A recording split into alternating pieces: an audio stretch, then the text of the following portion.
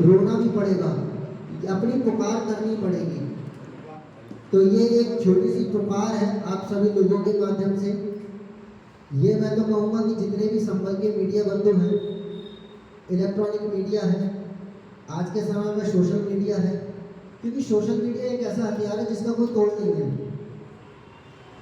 पत्र व्यवहार से चीज़ें पहुंच सकती हैं वहाँ पर, लेकिन सोशल मीडिया एक ऐसा माध्यम है जिससे कि मुख्यमंत्री जी तो जाने, हम पूरे देश को बताएं कि हमारी पीड़ा क्या है।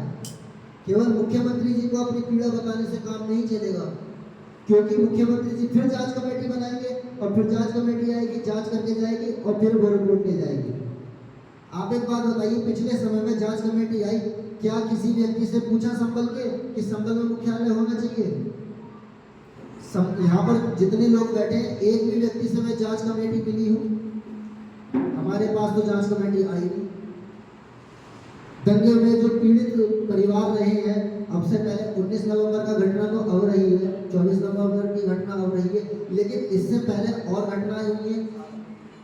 क्या जांच कमेटी उनके परिवारों से मिली है?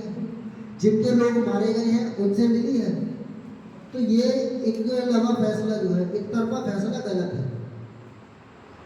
तो मैं मीडिया के माध्यम से या आप सभी लोगों की आवाज बनकर मैं माननीय मुख्यमंत्री जी से, और जो इस क्षेत्र में इस कार्य को कर सकते हैं या इस चीज को वहां तक पहुंचा सकते हैं, प्रधानमंत्री कार्यालय सही, मुख्य सचिव जी सही, या जो भी इस चीज में समर्थ हैं, वह इस चीज का संज्ञान लें, इस चीज को समझें। संबल वासियों की यह एक पीड़ा है, क्योंकि वह संबल आज का संबल नहीं है, पहले का संबल नहीं है। अगर यहाँ से मुख्यालय वहाँ जाता है तो संभल में हिंदू अपने आप को असुरक्षित महसूस करेगा, यह बात निश्चित है, क्योंकि आज तक यहाँ से हिंदुओं का पलायन हुआ है। अगर यही स्थितियाँ यहाँ से रहती हैं तो आने वाला समय वह दूर नहीं, जिस तरह से कश्मीर में से हमने पलायन किया था, यहाँ से भी पलायन करना पड़ेगा।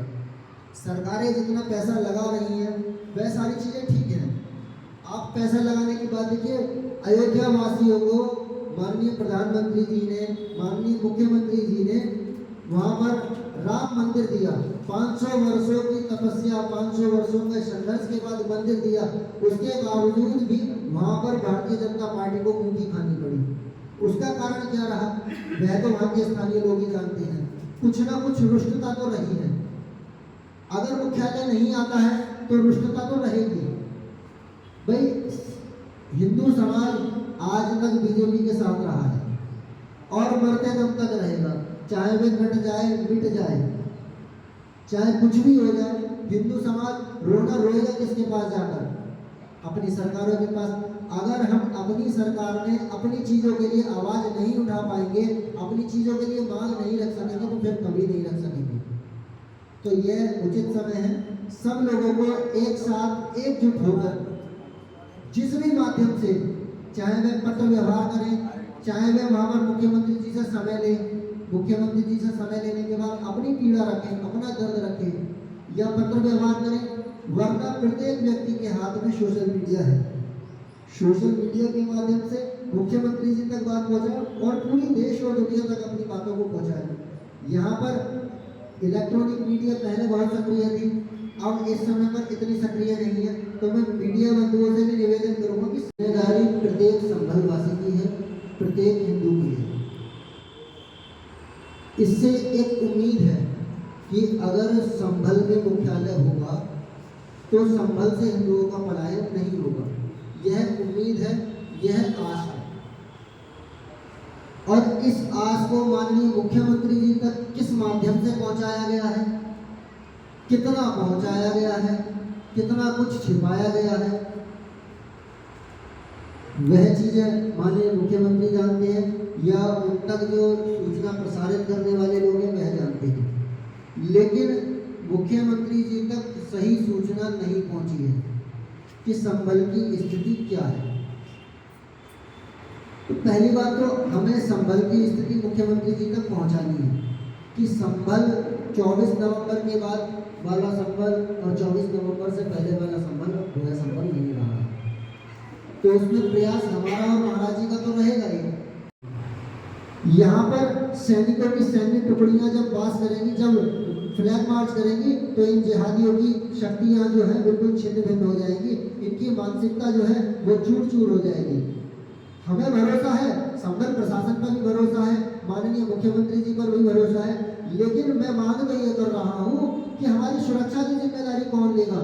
24 नवंबर के बाद और पहले के संबल में बहुत अंतर है। अब संबल वासियों की सुरक्षा की जिम्मेदारी कौन लेगा? आप मुख्यालय वहां बना देगा, बनाएंगे क्या? है ही पहले से ही। तो संबल में इतनी सारी चीजें होने के बाद, संबल में इतने सारे तीर्थ जागृत होने के बाद, संबल को अब तीर्थ नगरी घोषित करने के बाद, संबल के तीर्थों का जीर्णोद्धार करने के बाद उसकी सुरक्षा की जिम्मेदारी कौन लेगा? सरकारें हमेशा एक जैसी नहीं रहती, हम भी नहीं रहेंगे, महाराज जी भी नहीं रहेंगे, और जो स्थानीय प्रशासन है वह भी नहीं रहेगा। एक न एक दिन ये जाना निश्चित है। तो इसके बाद संबल की जिम्मेदारी कौन लेगा? संबल के हिंदुओं की सुरक्षा की जिम्मेदारी कौन लेगा? संबल के तीर्थों की जिम्मेदारी कौन लेगा? मैं तो पूज्य महाराज जी से, माननीय मुख्यमंत्री जी से, उनके जो गृह सचिव हैं उनसे, स्थानीय प्रशासन से और देश की जनता से और देश के प्रधानमंत्री जी से, गृह मंत्री जी से मैं निवेदन करूंगा कि एक बार संबल की लोकल स्थिति की जानकारी प्राप्त करें। संबल की जनता आखिर चाहती क्या है?